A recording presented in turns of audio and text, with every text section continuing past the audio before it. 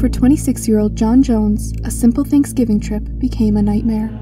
Trapped in a cave more than 100 feet underground in a canal 10 by 18 inches wide, John Jones hung upside down for 28 hours.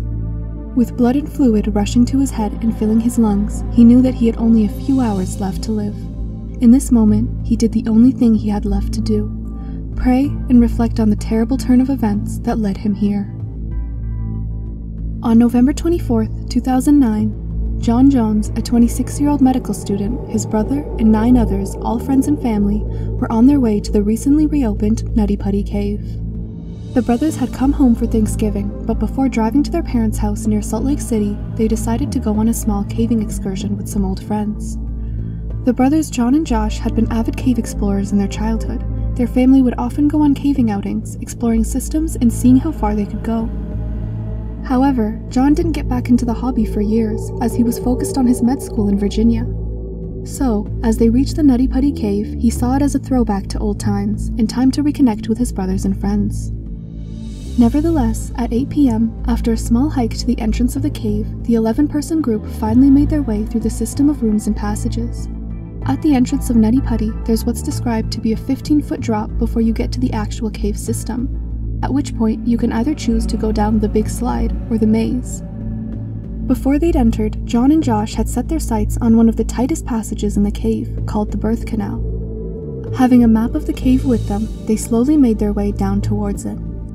However, after reaching a certain part of the cave, the brothers were confused on where to go, and the map didn't seem to be helping, so John and Josh split up to go look for the birth canal.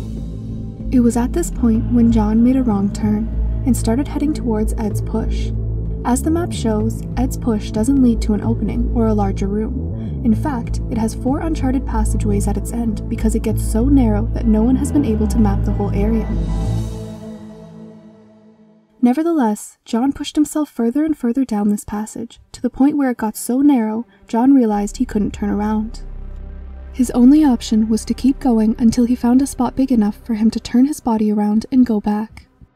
Eventually, John found a narrow fissure going straight down, that seemed like it had an opening at the end. Getting ready to go in, John sucked in his stomach to get past a lip of rock, but when he exhaled again, he found himself stuck. His hands were pinned behind him and at his side, and he knew no matter how much he kicked his feet or shifted around, he wouldn't be able to get out on his own. Further attempts to free himself made him slide further down the passage. At this point, John knew that he couldn't get out of this alone, so all he could do was wait for his brother Josh to find him. Eventually, Josh did find John and tried everything in his power to get him out. He tried pulling him by his feet, but that didn't seem to help. He tried guiding John through movement that could help him get unstuck, but after realizing his position, he knew that this wouldn't work either. Becoming increasingly worried, Josh left to call 911. But John wasn't the only one to have gotten stuck at Nutty Putty. Cavers had frequently gotten stuck in the cave network before, which led to controversy on whether it was even safe to be open to the public. This led to it being closed in 2006 until proper safety precautions were put into place, and then reopened in 2009. Most notably in 2004, rescuers had to extract 2 people from the cave. One was a 16-year-old boy and the other a 23-year-old man. It was the moment rescuers had worked so hard for, as deep as 150 feet underground. 16-year-old Brock Clark exhausted, but not seriously hurt.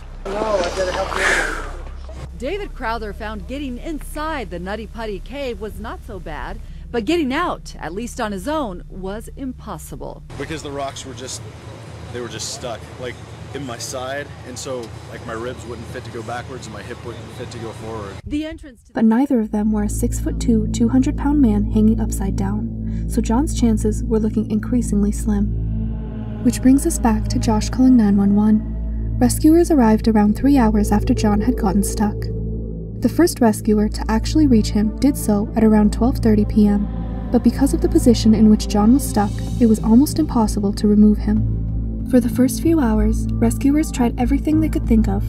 They tried cutting off his jeans to give him some wiggle room. They tried tying a rope to John's legs and pulling him from the entrance of the cave, but the friction of the rope against the rocks rendered it useless.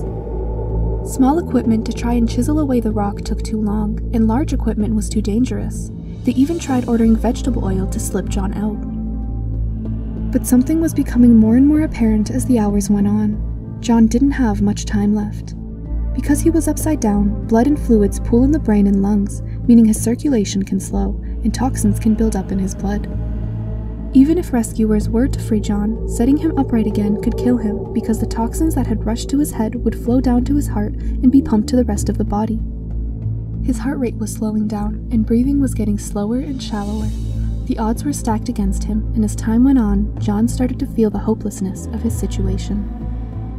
On top of this, it was clear to rescuers that the angle at which John was stuck would mean that they couldn't lift him straight up out of the fissure, and that they would have to break both of John's legs to even have a chance at fully freeing him. Nevertheless, rescuers from all over Utah started lending their support, and with this, a new strategy was implemented. The 2004 rescue from Nutty Putty was carried out using a pulley system, so the same system was tried with John. At first, they tried to run the rope along climbing cams, but they soon found out that the walls of the cave weren't strong enough to hold John's weight. So, they rebuilt the pulley system by drilling into the cave walls. Knowing they only had a few hours left, rescuers tied the rope around John's feet and tried pulling him up. And for a few hopeful seconds, John was being lifted out of the hole, until a carabiner the rescuers had put into the cave wall broke, leaving John to slide all the way back down to his original position. As rescuers installed a new carabiner, and as the 28th hour of John's predicament passed, John fell silent, unresponsive. All they could do at this point was have a paramedic check his condition. They pronounced him dead at 11:56 p.m., one day after he'd gotten stuck. Unfortunately, John could not be removed in life or in death, as search and rescue teams deemed it too dangerous to try and recover his body. So, 28 gruesome hours after John went on a simple caving adventure with his friends, officials decided to seal Nutty Putty Cave with John still inside, making the controversial cave system John's final resting place.